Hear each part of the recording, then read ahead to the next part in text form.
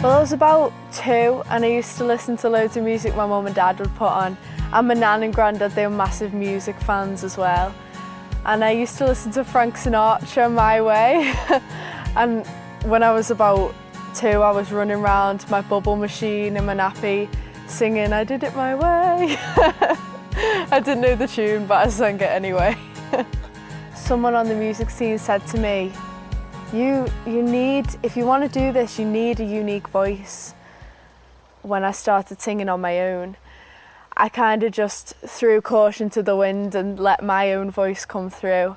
And the country yodel in my voice, I let that shine through a little bit, and I think that's what makes my voice my voice.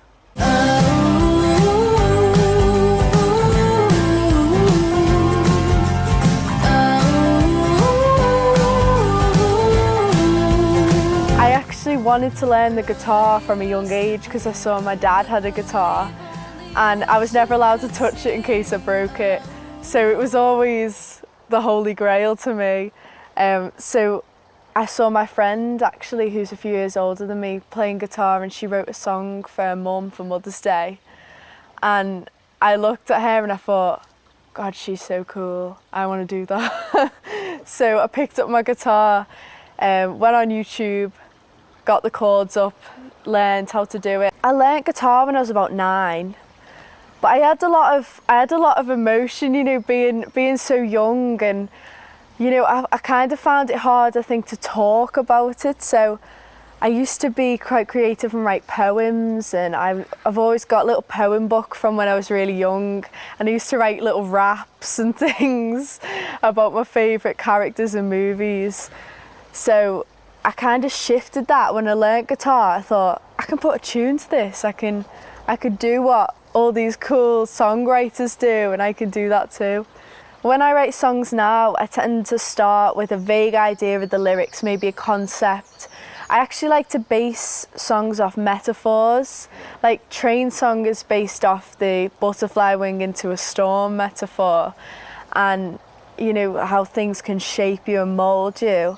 And then I'll put chords to it, and then I'll go into more detail, so I'll put like placeholder lyrics until I've got it all sorted.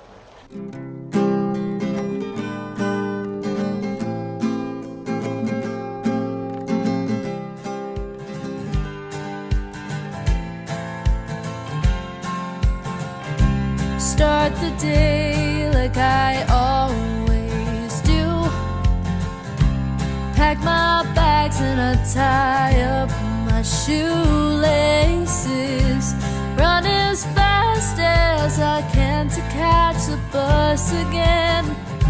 I guess today it's not to be. With my GCSE exams in the UK, they are very difficult to revise for and things, so it was hard when I was doing a music video as well. But I think when you've got a passion for something, you find time for it. And my mum and dad said to me very early doors that the education needs to come first, and the music is starting to become, I think, on a level playing field with the education right now.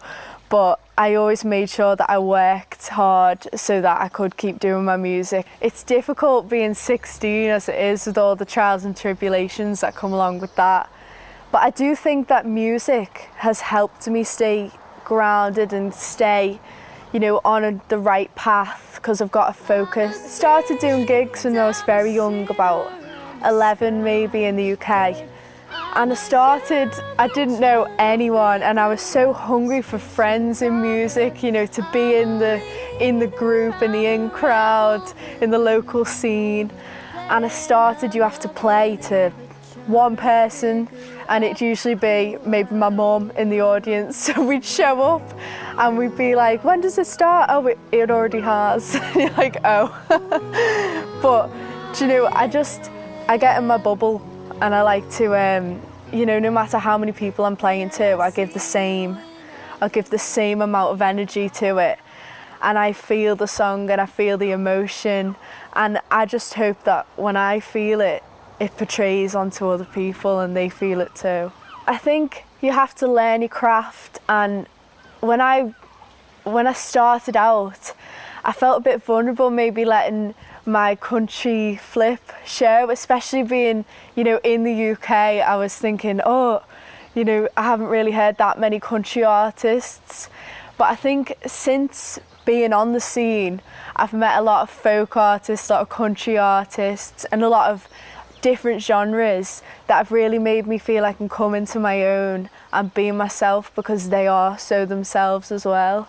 My first time listening to country music was actually my singing teacher. He gave me a CD of Maddie and Tay, and they are massive inspirations to me. Being compared to people like Taylor Swift, Britney Spears, Leanne Rimes is absolutely so flattering.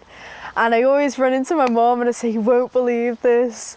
They've compared me to Taylor Swift. And I came downstairs in Germany and the newspaper was lying on the table.